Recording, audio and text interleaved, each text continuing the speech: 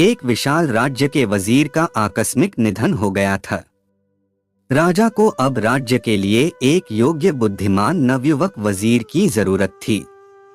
राज्य में यह घोषणा करवा दी गई कि राज्य के लिए नए वजीर का चुनाव होगा। जो भी योग्य होगा राजा इसे नियुक्त करेंगे। बहुत सारी परीक्षा और विचार विमर्श के बाद संपूर्ण राज्य से सबसे बुद्धिमान और योग्य 3 युवक लाए गए। तीनों को राजा के सामने उपस्थित किया गया। राजा ने उनसे कहा कि आप तीनों में जो भी सबसे योग्य होगा उसका चुनाव नए वजीर के लिए किया जाएगा। उन्हें राजमहल के एक कक्ष में रखा गया। अब तक पूरे राज्य में यह बात फैल गई थी कि उन्हें वजीर बनाने के लिए कल क्या परीक्षा ली जाएगी। चर्चा थी कि उन्हें एक कक्ष में बंद किया जाएगा और उस कक्ष के द्वार पर एक ताला होगा। वो ताला सामान्य ताला नहीं होगा। उस ताले की कोई चाबी नहीं होगी। वो ताला विशेष गणितज्ञ के द्वारा बनाया गया। उसे खोलने के लिए गणित के नंबरों की एक पहेली हल करनी होगी जो उस ताले पर गुदी होंगी और हल करने पर को संख्या आएगी, उसी से वो ताला खुलेगा। राज्य की चर्चा उन तीनों दावेदार युवकों के कानों तक भी आ गई। उनमें से 2 युवक संध्या को ही राजमहल के बाहर गए और गणित के संबंधित पुस्तकें और साहित्य जो भी उन्हें मिल सका लेकर महल के कक्ष में वापस आए। रात्रि वो दोनों बैठकर उसका अध्ययन करने लगे। लेकिन उनमें से एक युवक शांत था। वो अपने बिस्तर पर आराम से सो रहा था।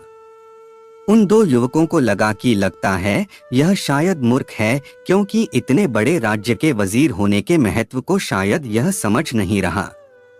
इसकी ओर से कोई तैयारी, कोई चेष्टा ही दिखाई नहीं दे रही है। वो दोनों युवक सारी रात बैठकर उन पुस्तकों का अध्ययन करते रहे।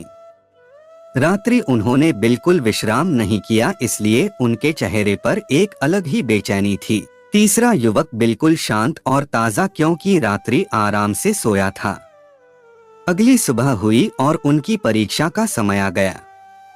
राज्य में जो चर्चा हो रही थी वो सही थी। राजा उन्हें एक बड़े कक्ष में ले गया और कहा कि जो भी इस कक्ष का द्वार खोलकर पहले बाहर आ जाएगा वो ही इस राज्य का नया वजीर होगा।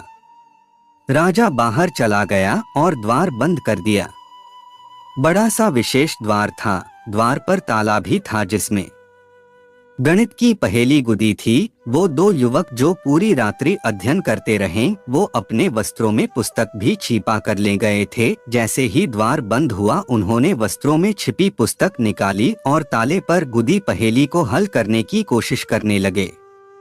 तीसरा युवक चुपचाप एक कोने में जाकर बैठ गया। उन दोनों युवकों को फिर लगा कि यह या तो मूर्ख है या पागल। वो दोनों पूरी जान लगाकर उस पहेली को हल करने की कोशिश करने लगे। जो भी वो हल करते उससे वो ताला नहीं खुलता। पहले युवक आता, फिर दूसरा युवक आता। कुछ समय तो वो बारी बारी गए। फिर कुछ समय पश्चात आपस में लड़ने लगे। अचानक वो तीसरा युवक उठा और द्वार पर जाकर उसने हाथों से द्वार को धकेला और द्वार खुल गया। द्वार पर जो ताला था वो केवल उन्हें भ्रमित करने के लिए था। उस ताले का द्वार खोलने का कोई संबंध ही नहीं था। राजा उस युवक को फिर कक्ष में ले गया। वो दोनों अभी भी आपस लड़ने में लगे थे। उन्हें पता ही चला कि द्वार खुल गया है और वो युवक बाहर चला गया है। राजा ने उन्हें बोला, रुक जाओ, हमें अपने राज्य का नया वजीर मिल गया है। उन दोनों युवकों विश्वास नहीं हुआ तीसरे युवक को राजा के साथ देकर। राजा ने कहा कि द्वार सिर्फ बंद किया गया था, द्वार पर ताला नहीं था।